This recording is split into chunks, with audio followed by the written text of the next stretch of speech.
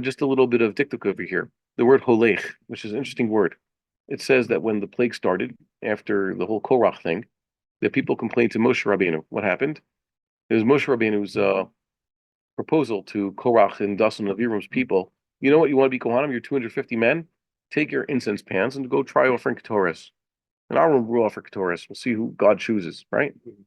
So the 250 men were struck down. So regular Jews came to Moshe Rabbeinu and said, "You just killed them. You shouldn't have suggested such a dangerous. We were neutral on this issue. These 250 men were misguided. You could have told them God will make a miracle like you do with your staff. He's about to do the miracle of the staff. God will give a sign that Aaron's chosen, not the other tribes, right? Okay. Why do you have to put these people in danger? Tell them to go to the Mishkan and try to offer Ketores if you knew that they're going to get killed by that. Atem hamitem es am Hashem. Right? So when the people start complaining about this, it resulted in even a worse plague that started striking people. And Moshe Rabbeinu told Aaron, quick, go offer the Ketores and stop the plague. So thousands fell in that plague. That's in the middle of Parshas Korah. So the verb that Moshe Rabbeinu used to Aaron was v'holech mehira. Now what does v'holech mean? Well, hold on a second. I know the word holech is a present tense, masculine, singular, pa'al, lashon kal, from the shorish hey lamed kaf, like omer, holech, oseh. That means and walking. But in this case, we know that Moshe Rabbeinu was telling him, go. It should be lech. Okay, v'lech meira, go quickly. What is holech mehira in this case? Normally, the imperative form only looks like the present tense form when you have a certain type of PL from like odaid, okay? Odaid, to encourage, right? So if I want to tell you to encourage someone, I tell you odaid him. That's the thing. That's the imperative form of the verb, right? Komeim kahal, adat mimana, like in the piyut at the end of the Haggadah. Komeim means raise them up. From the word kum. Komeim kahal, it's a tzivui. But you know that the present tense singular of those verbs is mikomim or mi'oded with the mem in front of it, like a peel, like mivakesh. So this isn't one of those peel cases, and also it's not a geminated root.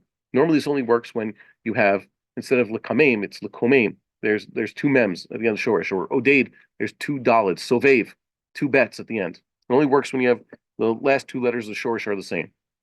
So this isn't one of those cases. In this case, holech is a hifil from the word leholich. Okay, the future tense of holich is olich, yolich, tolich, yolichu, tolachna. Right. Okay. So holich is past tense. So hold on a second. Wait, is it No. It's just I've worked with future tense. Future tense is connected to the tzivui. Okay. Future tzivui is the future tense without the prefix. What's the prefix? One of the letters of Eitan. So once again, leholich, which is by the way, it's a strange hifil. Why? Because it suddenly turns the hey at the beginning of the shorish into a yud. Normally you have a ho at the beginning of a hifil form when the beginning of the shorish is a yud. For like yara is like horot, or laredet from hu yarad. There's a beginning of yud shorts, or latzet hu yatsa. In the hifil form, it's hotse, hotzi, and horid. So this sounds like hotse. In the future tense of these hifils of the shorish hey lamed kaf, there's a chirik. So what's the future tenses? I said them again. Olich, yolich, tolich, tolichi, nolich, tolichu, yolichu, tolachna. Right. So those have a chirik and a cholam at the beginning. If you would have a future tense, an imperative of these forms, a hey occurs there. The hey is not part of the shoresh.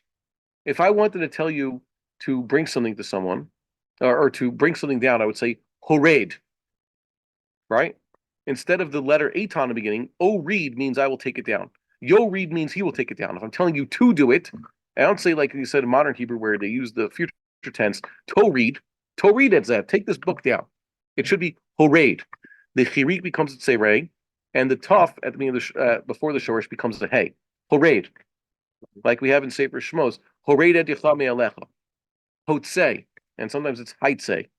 That's the older form. In Parshas Noach.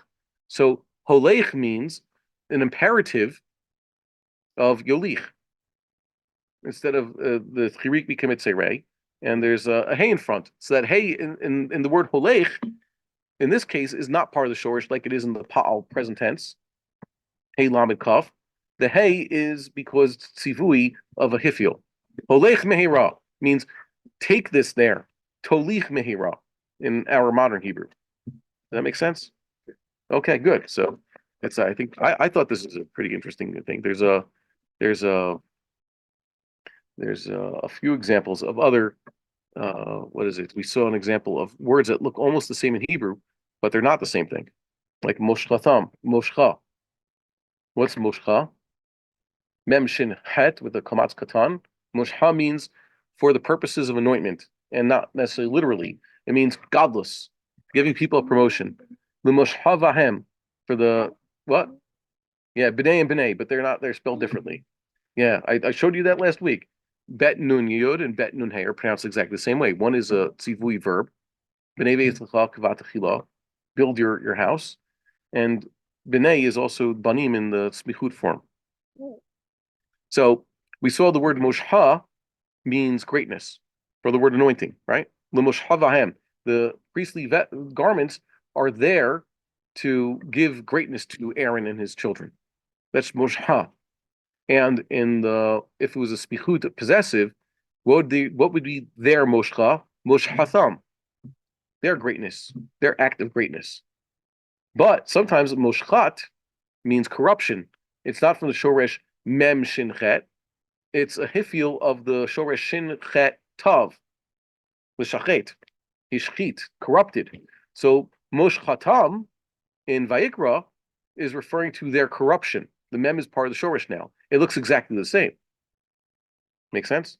It looks the Kriya and Ksiv are the same, but in one case the mem is part of the shoresh, and it means a corrupt, saying it's the moon.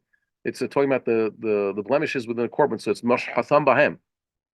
And when Aaron and his children have a moshcha, the mem is part of the shoresh, and it talks about how they were brought into greatness or initiated into greatness.